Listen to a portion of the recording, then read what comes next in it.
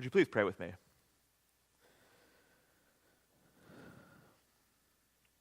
Let the words of my mouth and the meditations of our hearts be acceptable to you, O Lord, our rock and our Redeemer. Amen. Do you ever get songs stuck in your head? Does that happen to everybody? Or are there people that no, I never get music stuck in my head? Because it happens to me, I wouldn't say all the time, but it happens regular enough. And it's a weird phenomenon, isn't it? That just there's a song in your head, and I'm not even sure how it works. It just goes through, and maybe it's just parts of a song that are going through your head, and you just can't get them out. Stacy said if you listen to that song or another song, sometimes that'll get rid of it, but I find that doesn't do it. That just emphasizes it. So for me, it hasn't been so much one song this week. It's been like a genre of music. Brace yourself. Musical theater. I've had Broadway stuff going through my head all week long, and mostly back and forth between Phantom and Rent. You can tell I'm a product of the 80s and 90s in musical theater. So can you imagine what it's been like in my head with Rent and Phantom of the Opera going on through my head? Well, you're going to get a little glimpse into that scary place in just a moment here. Who has seen Phantom of the Opera? We'll be focusing on Phantom today. A lot of us, yeah, good. Seeing Phantom for me was like one of these world-changing experiences. I was probably in 8th, 9th grade, somewhere around there. And I had seen some shows at the Benedum before, some Broadway kind of shows, but nothing like when I saw Phantom. And I got to go on a big trip to Toronto to watch it. And I just remember the whole bus trip back, and then the months after that, just being struck by Phantom of the Opera. And I was going to be a Broadway actor for quite a while after that. And occasionally still, when I get in my Broadway modes. As many of you know, Phantom is a great story. It's about a lot of things, but if you try to boil it down, it's kind of about a girl and a movie theater company, or an opera theater company, and the Phantom. And the girl, Christine, is kind of a young, upcoming opera singer in this company. And the company gets bought by these two new guys, and they come in and they want to start making changes to lots of things. But the one thing that they're going to stay resolute in is keeping the prima donna and the guy lead as their two roles and not changing anything. And so this girl, Christine, has been working with the angel of music all along, getting better and better. And the Phantom, angel of music, runs the theater, even though he doesn't own it. And so there's this confrontation where the Phantom wants her to finally take this new role. And so she has never met the Phantom, though apparently she's been training from him. And there's this moment before she gets her chance where she has this opportunity to go on a date with Raoul, the other character. And the Phantom is not in favor of her going on a date. And so she's singing about this upcoming date into her mirror, when all of a sudden the Phantom appears through the mirror and kind of grabs her and takes her down into his deep underground lair, which sounds like dark and grungy, but it's actually really gorgeous because of all the candelabras. So they go down into this deep, darkened area. And the whole musical is quite dark, but this area, this scenery, takes the cake. It's deep, deep darkness. And again, Christine had never met the Phantom face to face before this point, let alone be down in his deep, dark lair. And so after being down there and he sings this soliloquy, this long song to her about the darkness, about that place down in his deep abyss. He sings, "Nighttime sharpens, heightens each sensation. Darkness stirs and wakes imagination. Silently the senses abandon their defenses. Darkness, nighttime. Who likes the darkness? Like 3 of us. There's a few. Who likes the nighttime?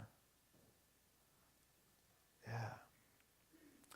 A lot of us are not big fans of the dark. It doesn't seem like our culture, the world we live in, is a very big fan of the dark because we work very hard to make darkness go away. It's rather difficult to find darkness, even at nighttime. There's light everywhere. At our house, if we want to go see the stars, it is a difficult task some nights.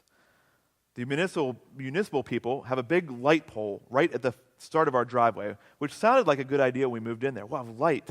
But now you just kind of want darkness, and you can't because of this light pole, and it's always on at night. It senses when darkness comes, its mission is to stop it from happening. If we want to see the stars, we have to go to the back side of the house and gaze up. And even then, it's difficult because of the neighbor's lights or the lights of Aliquippa on that side of our house. If you think about it, there's a pretty strong fear of the dark that exists in our world. When we see little children that are afraid of the dark, I often wonder if it's a natural feeling for them or if it's something that we as adults have kind of pushed on them. Think about it. In our house, we didn't ask the kids if they were afraid of the dark and put a nightlight in their room. We just said, oh, they have to have a nightlight because they will be scared of the dark. Were they that way naturally, or did we put it upon them? And we talk about how dangerous darkness is. We talk about the dangerous animals that are out in the dark. At our house, what would that be, like raccoons and deer? Maybe the occasional owl? The night is bad. You can't go there at night. You can go there in the daytime, but at night, don't go there. It is too dangerous. The night is bad. Day good, night bad. Slowly, gently, night unfurls its splendor. Grasp it, sense it, tremulous and tender. Turn your face away from the garish light of day. Turn your thoughts away from cold, unfeeling light. And listen to the music of the night. In that gospel, there are so many parts of the story we get wrapped up in that are fascinating, like Simon Peter's mother being sick with a fever, and then all of a sudden she's fine and she's serving everybody. There's the mass healings. Everybody that comes to Jesus, he heals. There's the disciples telling Jesus that there's more people to heal. And then there's Jesus just walking away from it and going on to the next town and saying, I'm not here to heal everybody, apparently, but to spread the message.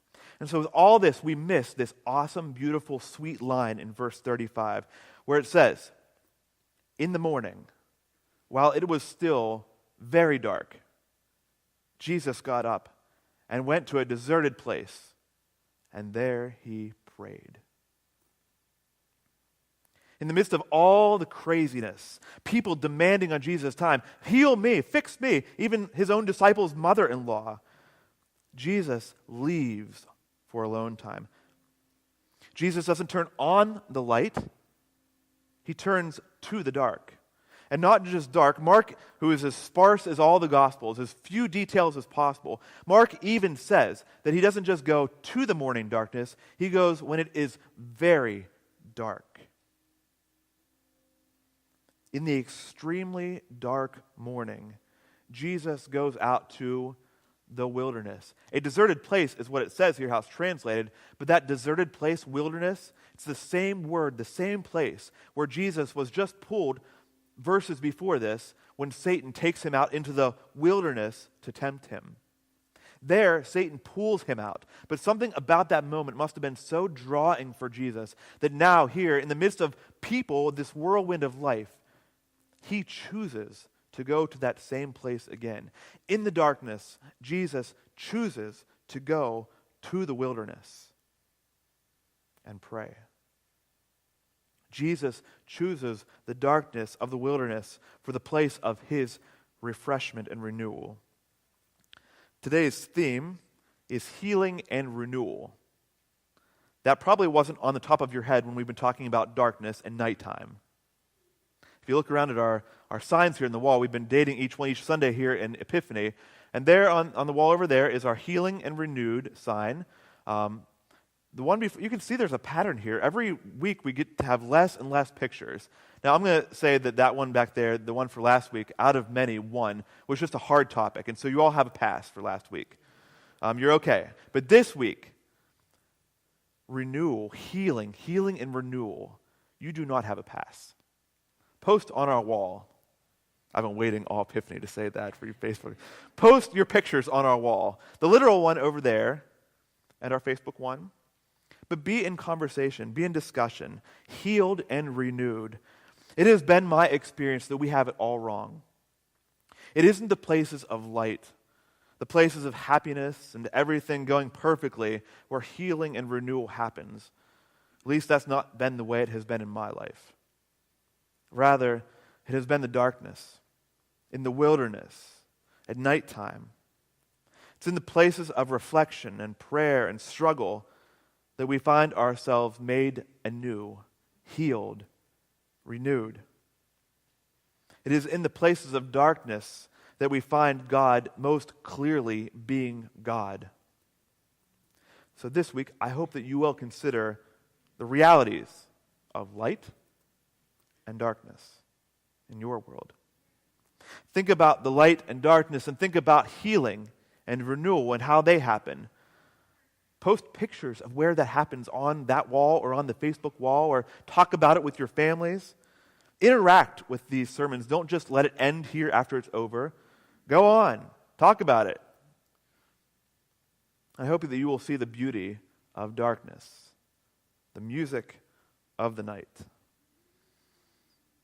Close your eyes and surrender to your darkest dreams.